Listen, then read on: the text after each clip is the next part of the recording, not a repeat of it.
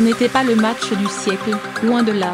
Mais dans une rencontre opposant le 17e et le 18e de Ligue 1, pouvait-on espérer mieux ? Giflé à Dortmund mercredi, Monaco a livré une prestation insipide dimanche à Louis II.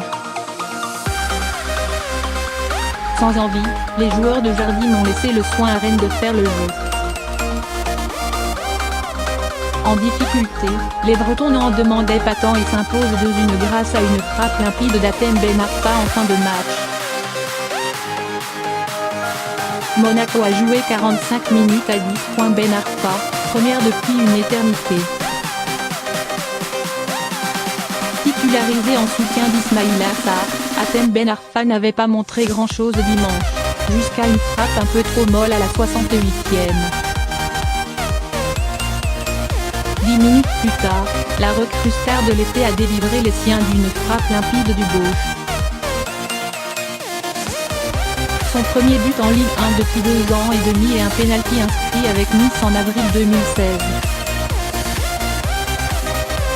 Dans la foulée, il enrhumait la défense locale mais poussait trop son ballon. Il est loin d'être prêt, résumait Sabri Lamouchi après la rencontre. Mais j'ai toujours dit qu'il n'a pas besoin d'être prêt pour nous faire gagner un match en L1. Surmotivé en début de saison, l'ancien Parisien semble trouver son rythme. A confirmé après la trêve. Première pour Da Silva. Recruté cet été, l'ancien défenseur de Caen Damien Da Silva a grandement contribué au succès des Rennais ce dimanche. Sur un corner d'Hatem Ben Arfa, le défenseur a placé son pied au milieu d'une défense apathique pour inscrire le premier but breton.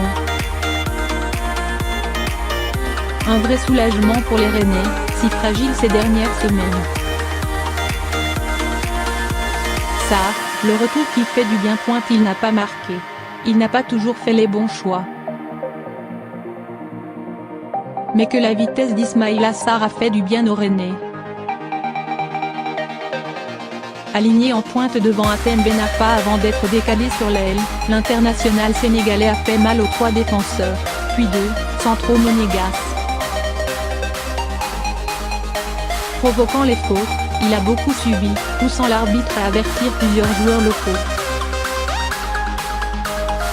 Il n'était pas du déplacement à Astana jeudi et il avait cruellement manqué à ses partenaires.